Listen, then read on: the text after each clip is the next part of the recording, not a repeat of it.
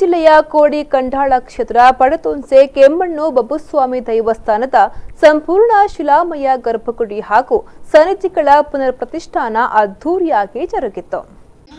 ಬಬ್ಬುಸ್ವಾಮಿ ಜನ್ಮಸ್ಥಳವಾದ ಉಡುಪಿಯ ಕೆಮ್ಮಣ್ಣು ಕೋಡಿ ಕಂಠಾಳ ಕ್ಷೇತ್ರ ಪಡತೊನ್ಸೆಯ ಶಿಲಾಮಯ ಗರ್ಭಗುಡಿ ಹಾಗೂ ಸನ್ನಿಧಿಗಳ ಪುನರ್ ಪ್ರತಿಷ್ಠಾಪನೆ ಧಾರ್ಮಿಕ ವಿಧಿವಿಧಾನಗಳೊಂದಿಗೆ ಜರುಗಿತು.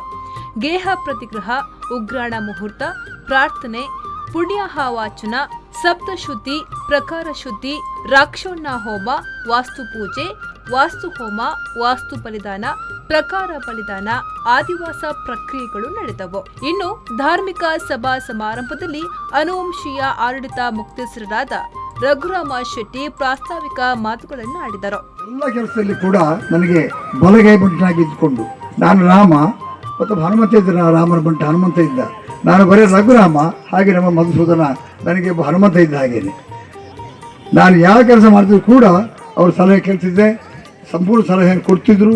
ಈ ಸಂದರ್ಭದಲ್ಲಿ ಪ್ರಧಾನ ಕಾರ್ಯದರ್ಶಿ ಮಧುಸೂದನ್ ಪೂಜಾರಿ ಸೇರಿದಂತೆ ಆಡಳಿತ ಮಂಡಳಿ ಸರ್ವ ಸದಸ್ಯರು ಭಾಗವಹಿಸಿದ್ರು. ಇನ್ನು ಬಬ್ಬುಸ್ವಾಮಿ ಹಾಗೂ ತನ್ನಿ ಮಾಲೀಕ ದೈವದ ಸಿರಿ ಸಿಂಗಾರದ ನೇಮೋತ್ಸವ ವಿಜೃಂಭಣೆಯಿಂದ ಜರುಗಿತು.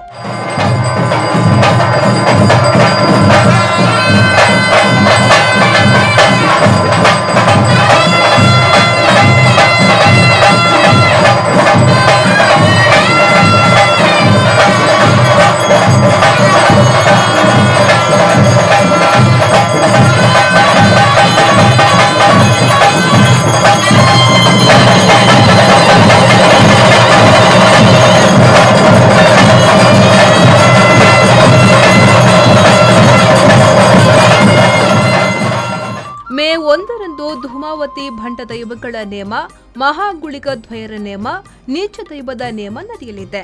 ಪುನರ್ ಪ್ರತಿಷ್ಠಾನ ಅಂಗವಾಗಿ ಶ್ರೀ ಕ್ಷೇತ್ರಕ್ಕೆ ಹಸಿರು ಹೊರ ಕಾಣಿಕೆಯೂ ಆಗಮಿಸಿತು. ಅಲ್ಲದೆ ಕ್ಷೇತ್ರದಲ್ಲಿ ಸಾರ್ವಜನಿಕ ಅನ್ನ ಸಂತರ್ಪಣೆ ನಡೆಯಿತು.